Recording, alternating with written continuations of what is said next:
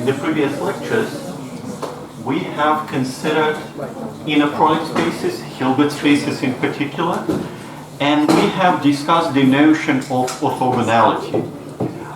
We found the distance from a point to a set, and we've spoken about the orthogonal complement of a given subset, subspace rather.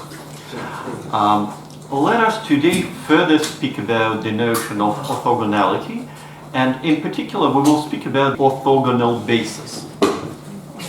Let us, as a motivational example, consider the finite dimensional space and see what feature do we have there, and then discuss how to transfer it to a general situation of infinite dimensional space. So let V be an n-dimensional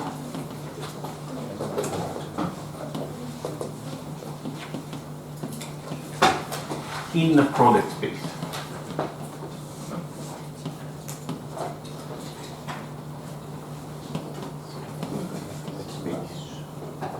And let us take n vectors in this inner product space which are mutually orthogonal. Well, and normalized.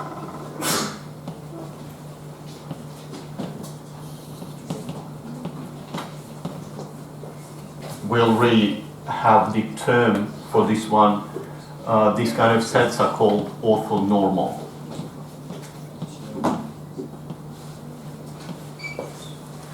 And let us now take a particular element from our inner product space and write it as a linear combination of the vectors ek.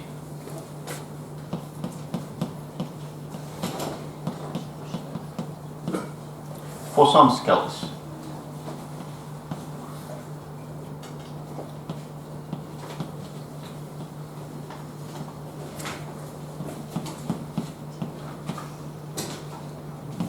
From this set of scalars.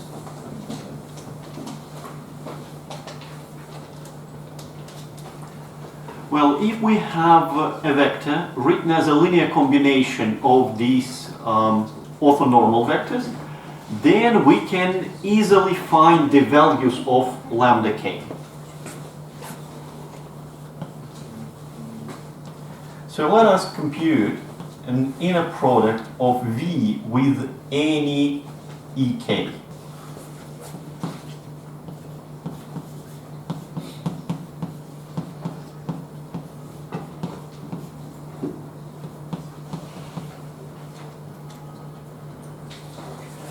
Let's go for J to avoid confusion.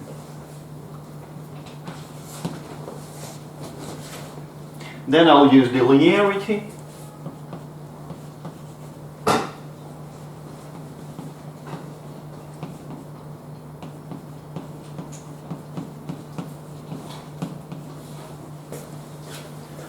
But we assume that the system EK is orthonormal. So out of these inner products, only one inner product survives, the one with k equal to j. And then we have here the inner product of EJ with itself. Using the normalization, it will be 1. So out of this sum, so out of this sum, the only term survived, which is lambda j.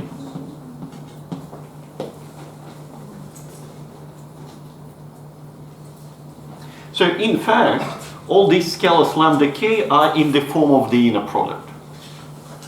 So V equals to the sum coefficients are V inner product with lambda k ek.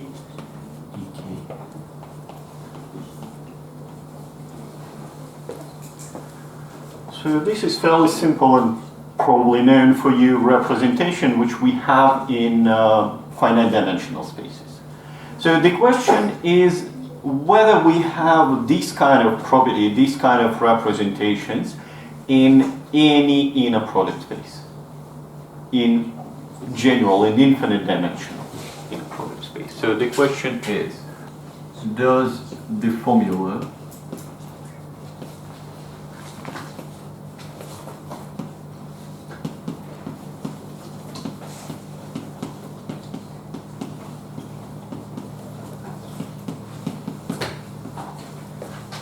hold in any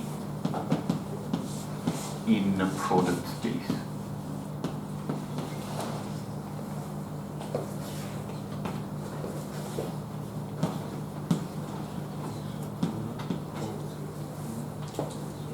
This question raised several other questions.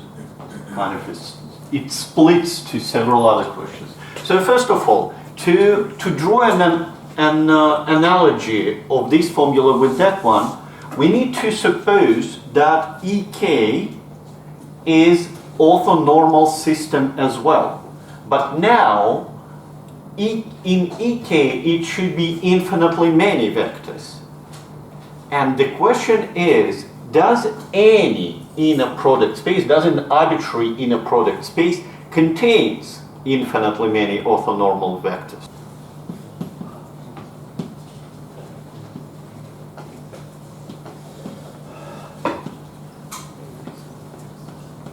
Well, of course, normalization is not a problem. So the problem is might be with orthogonality. So this is the first question. The second question is quite natural. So we don't have a problem with this sum because this is a sum of finitely many terms. So as soon as we write sums with infinitely many terms, the natural question which raises up is the convergence. So the question whether the right-hand side converges at all. We have even one more question. So the convergence of the right-hand side is not enough for the formula to hold. We not just want the convergence, we want that for any vector v, this kind of a series converges to v itself. That's what we want to state the formula. So these are the three questions we need to answer if we want to get this kind of formula. And this will be the topic of this lecture. Well, naturally, let's start with the question number one. By the definition of an infinite dimensional linear space, we know that such space contains a linearly independent system of vectors which contains of n vectors for any n. Well, that's a good start. The question is it necessarily that this linearly independent system is orthogonal? Well, it's not a big deal with normalization. We just divide a vector by its length. But can we get orthogonality? And that will be our third theorem, where we construct an orthonormal system from the linearly independent system. So this process is called the Gram-Schmidt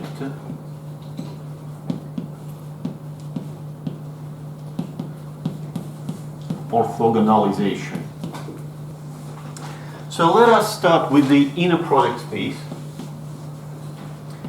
and let a set xk, which consists of n vectors from E, is linearly independent. Then the system, system E1 equals to x1 over the norm of x1, and then En equals to xn minus yn over the norm of this, where yn is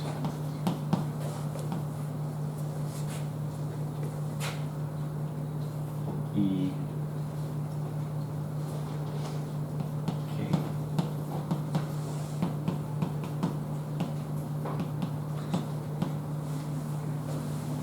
So this is the formula for yn. This system is orthonormal.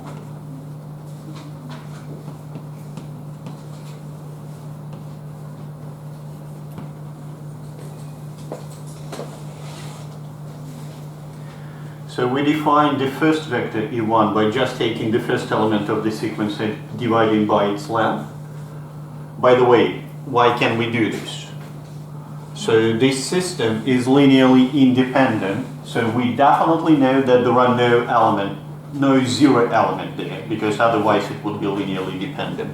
So we can freely, without any doubts, divide by the norm of the vector. And then for that should be xn here. We don't have x. It's xn over here.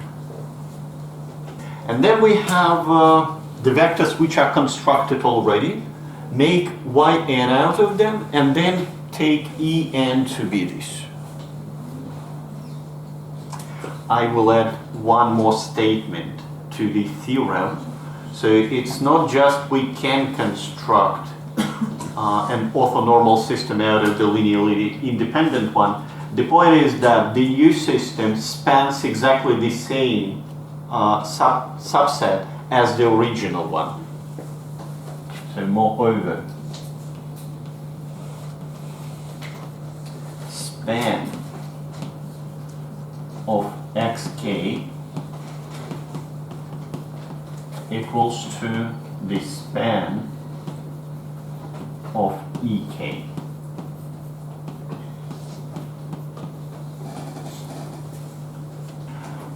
Well, first of all, we only need to prove orthogonality, because by construction the vectors, the elements ek are normalized, so their norm is 1. We only need to prove that they are orthogonal. So as a basis of induction, let us check that e1 and e2 are orthogonal. So it equals to 1 over norm of x2 minus y2, whatever it is, then e1 and e2, what's left in the numerator there is x2 minus y2.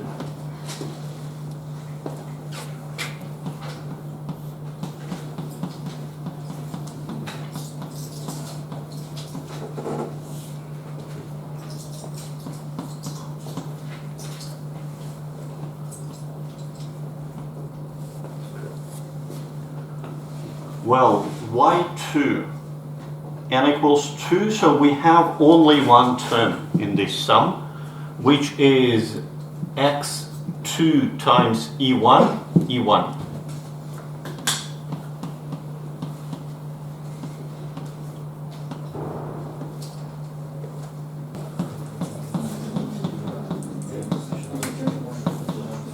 So we have e1 x2 minus x2 e1 complex conjugate, which is exactly this term, so we have 0.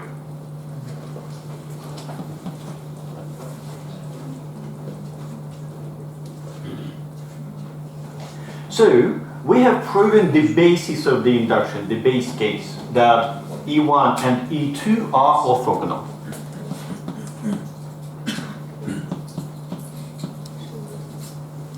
Now, as our induction assumption, I will suppose that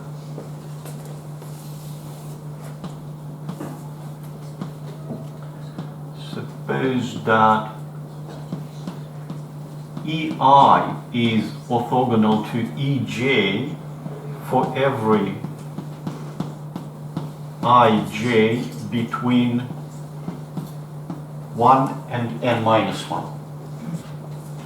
So the whole bunch of vectors. So we suppose that we already constructed n minus 1 orthogonal vectors. That's our induction assumption. And now I will prove that if I will take En as written over there, then it will be orthogonal to all of the vectors n minus 1 vectors which are already constructed. For I between 1 and n minus 1, consider. So let me consider this inner product, and to avoid this kind of constant, I will multiply this inner product by that constant.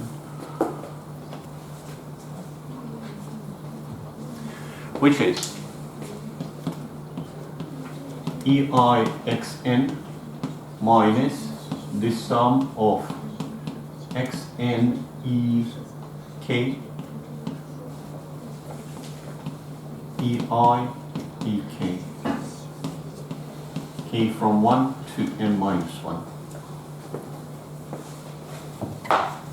Again, we know that we have proved that for any I and j between 1 and n minus 1, these two vectors are orthogonal. So all of these inner products except one will be 0. And that one, which is EI, this one will be 1.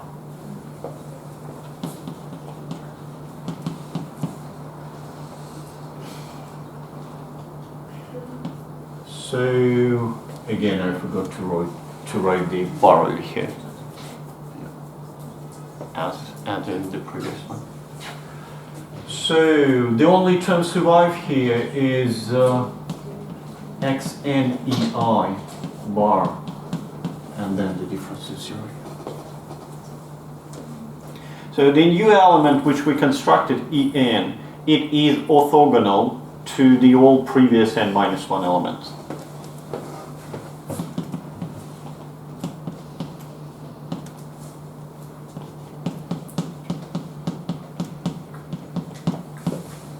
So we have established orthogonality. Let's speak about the coincidence of spans. Again, we will prove this by induction.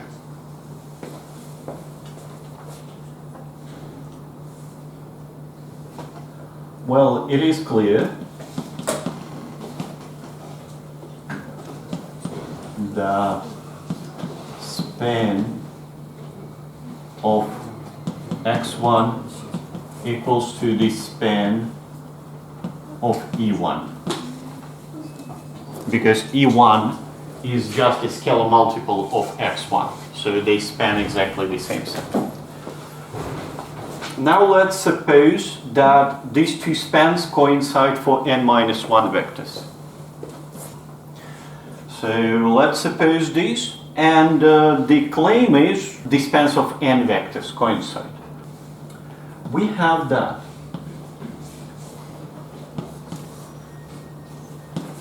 En equals to xn minus yn over the norm of this. And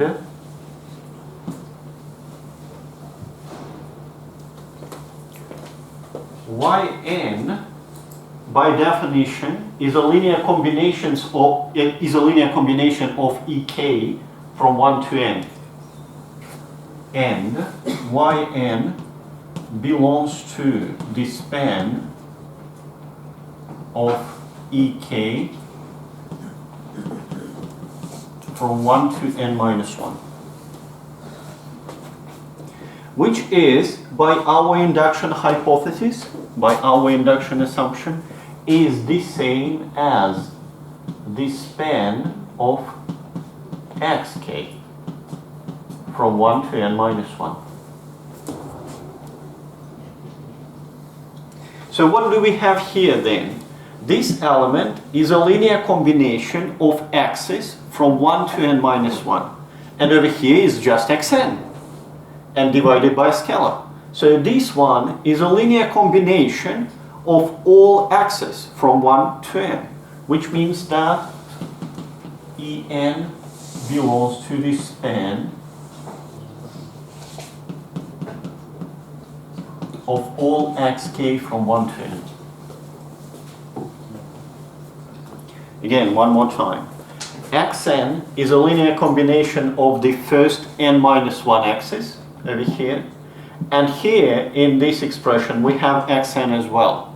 So En is now written as a linear combination of xn and all axes from 1 to n minus 1, which means all axes from 1 to n.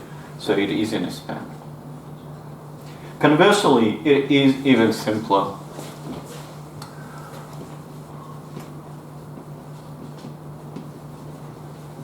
Conversely, xn equals to a scalar times En minus yn. But yn is in the span of ek from 1 to n minus 1. And here is the En. So it is in the span of all EKs. And we're done. Yep. So plus x over here, yeah.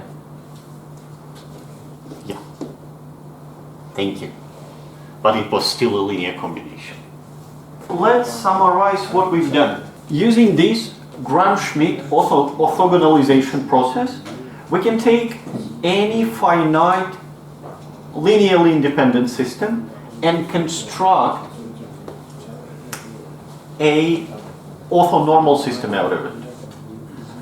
But for any fixed n, if we take an infinite dimensional space and suppose to the contrary that there is no sequence of orthonormal elements, then this will mean that there is no sequence of linearly independent elements. So there is only finitely many linearly independent elements.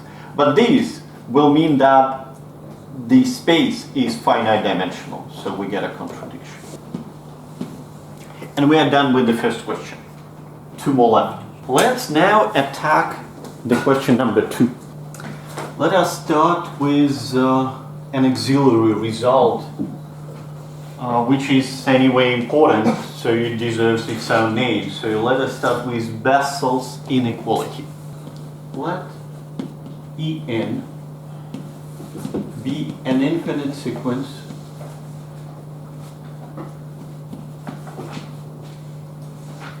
orthonormal.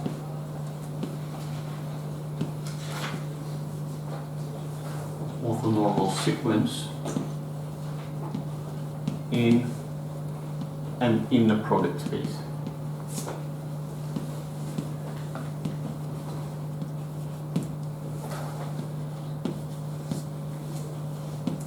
So we can assume that because we have just proved that it does exist.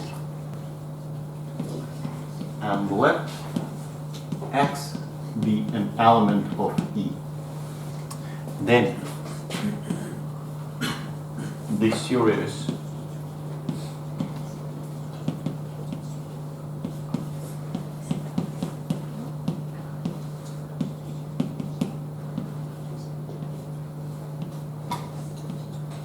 converges,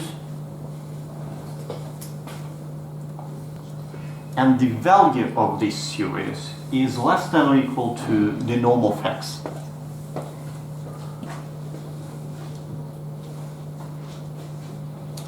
To prove this, we will do pretty much what we did in the best approximation problem. Set Cn to be Xen. So that's exactly what we have there. Alpha k, from the set of scalars we have that the norm of x minus alpha k alpha n En, okay, anyway, up to m, equals to the norm squared, equals to the norm of x squared minus the sum of squares of Cn and plus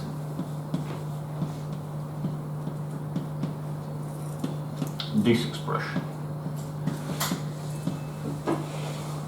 in the best approximation problem, we wanted to minimize the value of this expression. So find alphas such that this expression is minimal over all alpha n.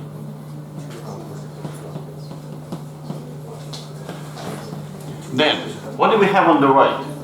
These and these do not depend on alpha. The only term depending on alpha is the third one. So I can freely copy the first two. But we're interested in the minimum. So how can we minimize this expression? So this sum is non-negative, but it can be 0 when all alphas equals to Cn, all alpha n equals to Cn. In this case, this expression will be 0, and we cannot make it any smaller. So that's the minimal value.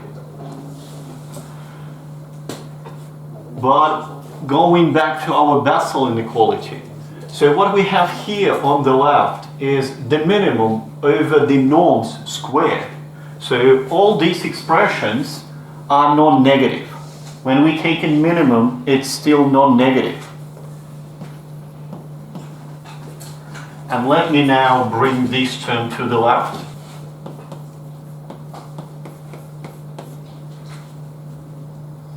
So for any m, this sum is less than or equal to constant. So we can take m to infinity to get the series on the left.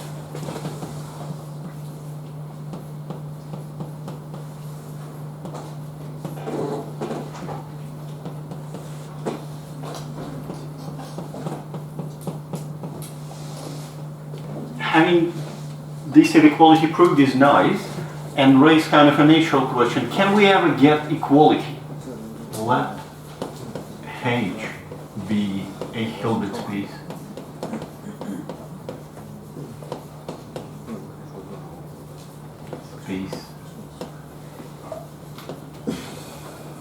Let the system En from H be orthonormal.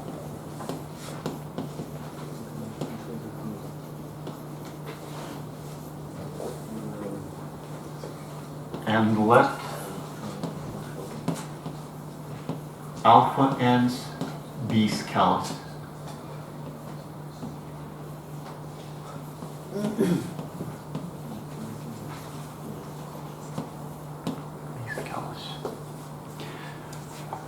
Then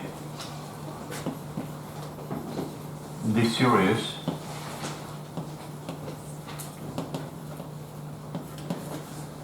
an infinite linear combination of ENs converges if and only if the numerical series of squares of these constants converges. So the first series is a series of elements in our Hilbert space, and the second one is the numerical series. So first let's suppose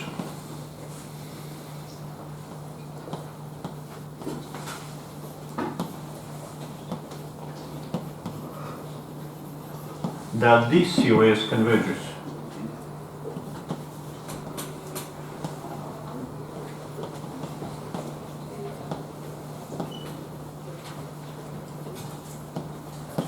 So since our space is Hilbert,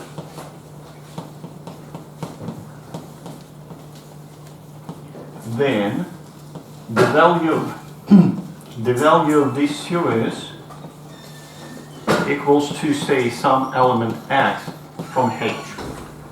This is where we need the completeness. We want that the value of this series belongs to the space. Then let us consider the inner product of x and En.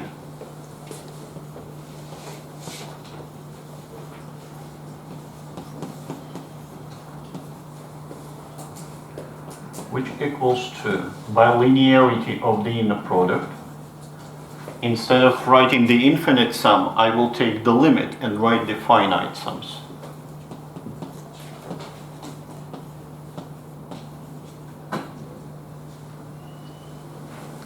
Let's go another way around. En.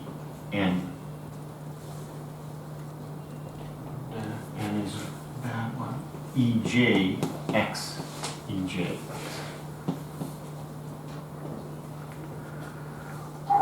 Sorry, silly me. That was right. So that was x, and I just change it to ej. So this is the x, and this is ej.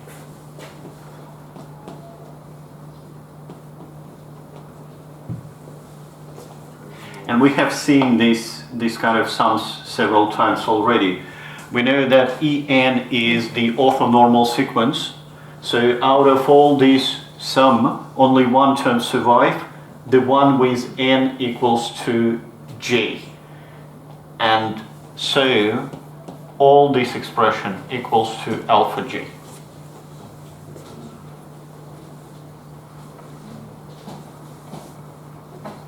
So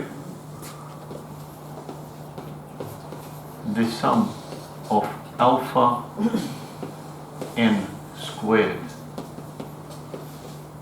equals to the sum of xen squared from 1 to infinity. By the Bessel's inequality, it is less than or equal to the norm of x squared, which tells us that the series on the left converges.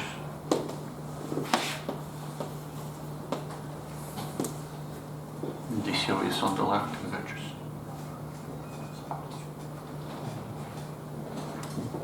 Any questions?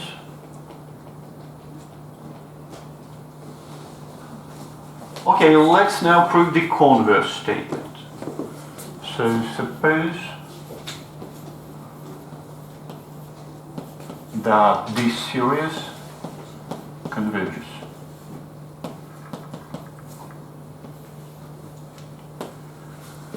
We want to prove that this series converges. So let's consider the partial sums of this series and prove that the sequence of partial sums is Cauchy. We have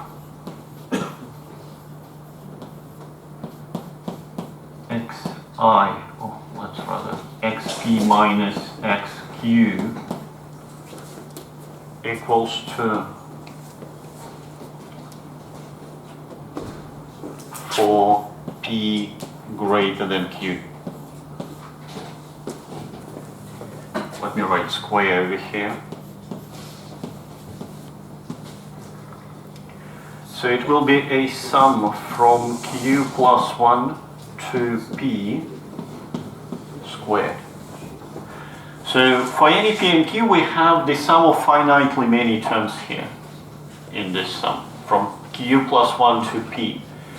And each of these expressions, alpha n, en, or rather each of these elements, alpha n, en, are orthogonal to any other, because en is orthonormal. So we can use the Pythagorean theorem, sum from q plus 1 to p, and then the norm of these expressions. But the norm of en is 1. So it's alpha n squared. But we suppose that this series converges, which means that this expression tends to 0 when pq tends to infinity. But this proves that the sequence of partial sums is Cauchy. This means that this series, where is it? This one. This series converges in H. And let me state one more equality. So it turns out that the value of this expression equals to the norm of this series squared.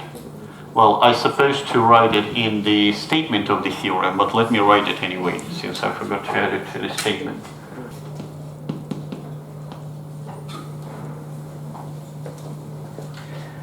This easily follows from the property of the limit, or rather the linearity of the inner product in the first component, and the Pythagorean theorem. So let me state a corollary of this theorem.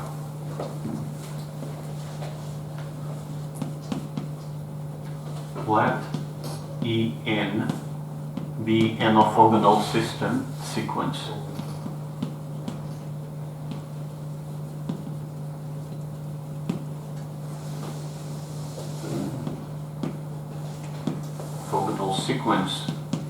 in a Hilbert space.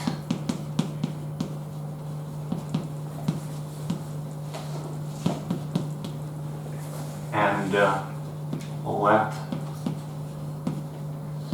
X be an element from H. Well, from the Bessel's inequality, we know that the series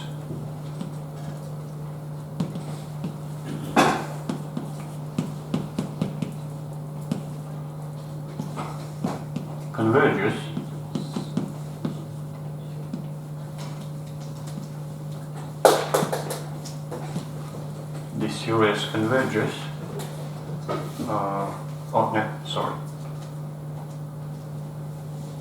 we need another series, this one, X, En, so this series converges, that's what we need, and the square of the norm of this series equals to this expression.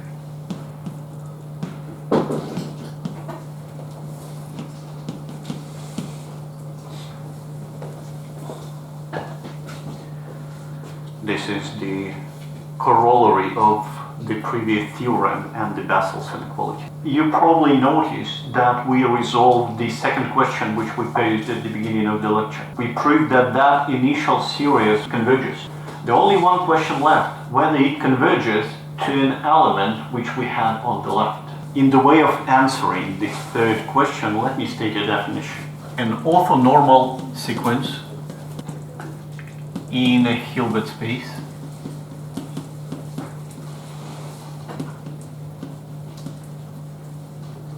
H is said to be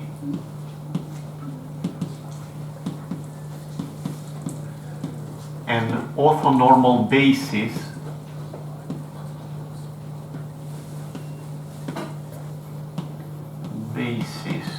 if X equals to exactly the series we are interested about for any X from H. Well, this answers our question number 3. In the question number 3, we asked whether this series converges to the element. And now we state by definition that if our system is an orthonormal basis, then it does. But it doesn't help much. So the fact that we just named the situation we interested in doesn't help much. Now we need to prove what is an orthonormal basis, or what are the conditions for the system to be an orthonormal basis. So let us take an orthonormal system sequence in a Hilbert space. The following statements are equivalent.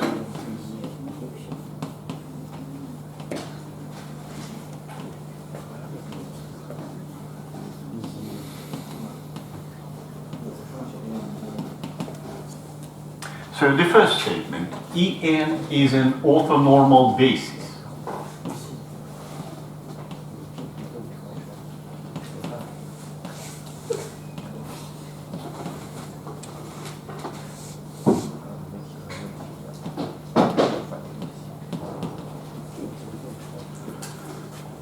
The second one, well, the Bessel's equality holds.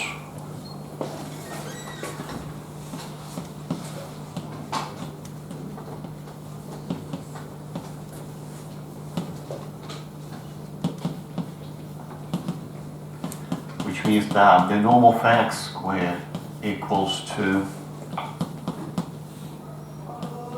this expression.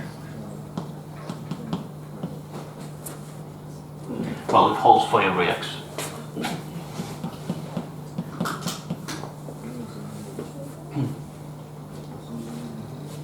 Third one, the span of En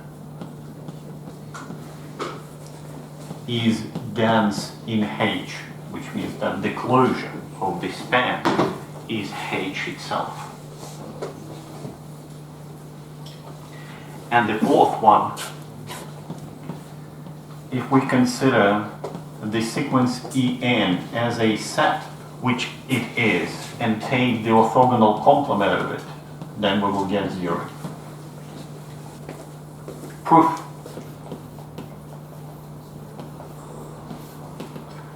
From 1 to 2. So we suppose that En is an orthonormal basis, which means by definition that for every element we can write it as a series.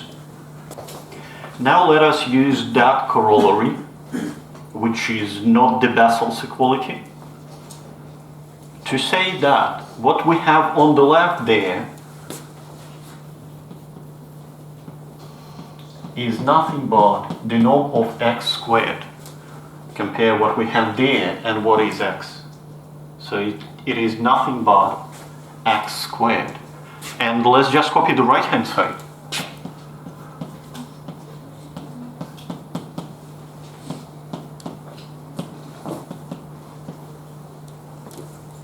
And well, this is the Bessel's equality.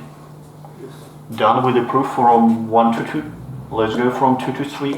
So we want to prove that the span of our sequence is dense in the Hilbert space. So let us take any element x in H, and let us consider the partial sums of this series.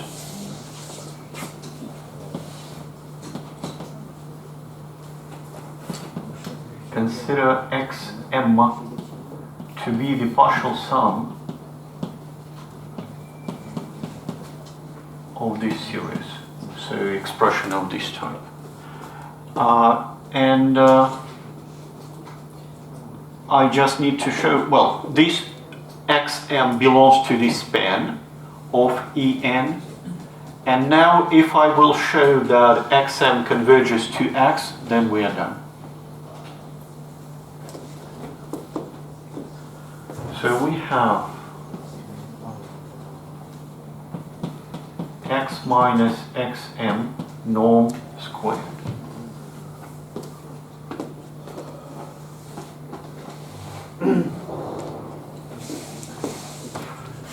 equals to, by the Bessel's equality. So I have just used the Bessel's equality for the element x minus xm.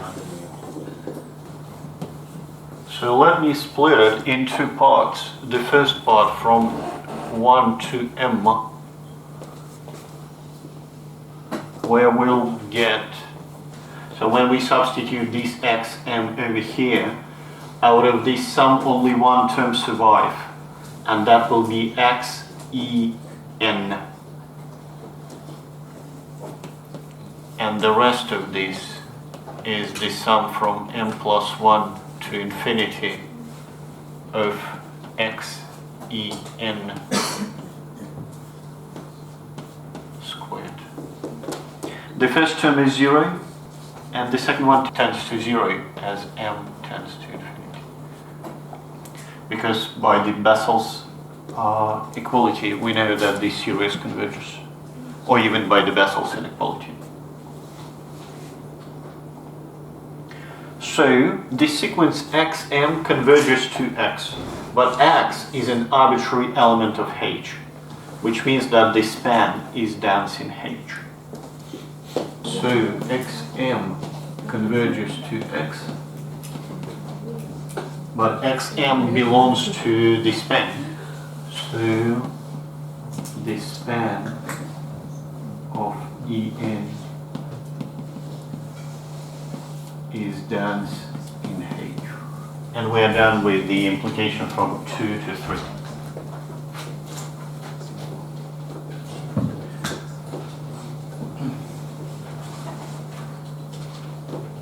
From 3 to 4.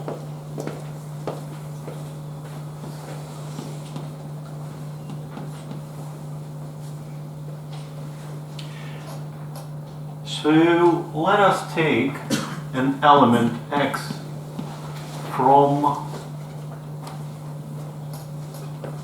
the orthogonal complement of En.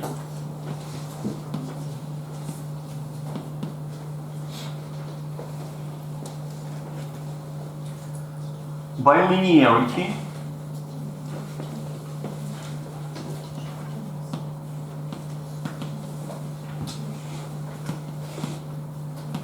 x belongs to orthogonal complement of the whole span.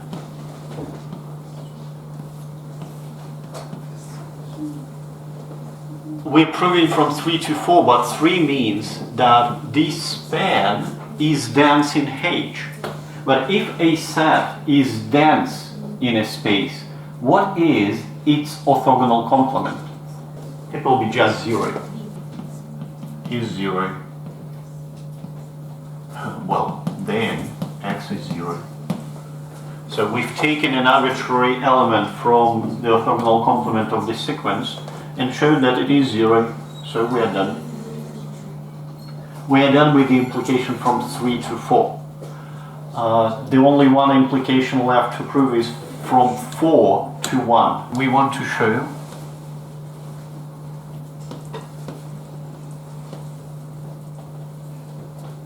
that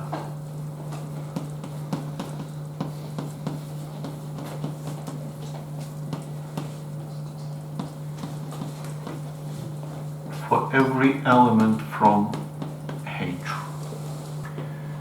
So let me consider a difference between left and right hand side. I take y to be this, and I consider an inner product of y and e, say j, which is a limit of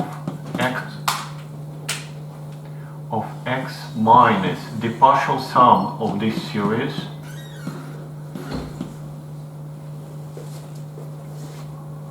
and ej.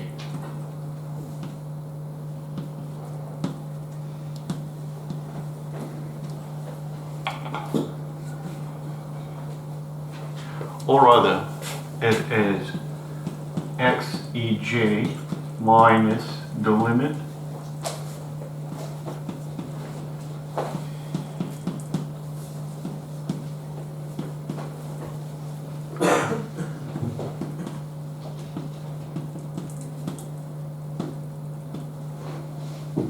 we have seen these kind of sums several times already today.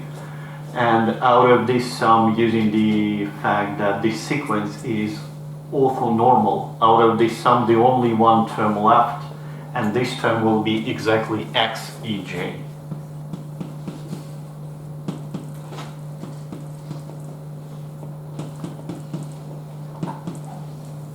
Which means that y is orthogonal to any vector ej, or in other words, y belongs to the orthogonal complement of the sequence, which is 0.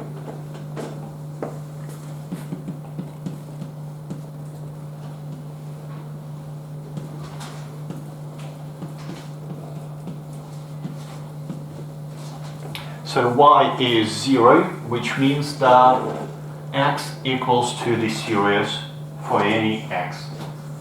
which is by definition means that En is an orthonormal basis. And we're done with this theorem. So the final remark for the lecture is that an orthonormal basis is a sequence with orthonormal sequence with special properties. And first of all, it is a basis and it is consists of countably many elements.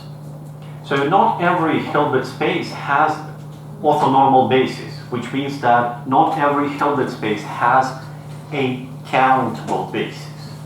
Moreover, orthonormal bases exist in Hilbert spaces if and only if the space is separable, as we proved in the previous lecture, that in separable spaces, any orthonormal system is at most countable.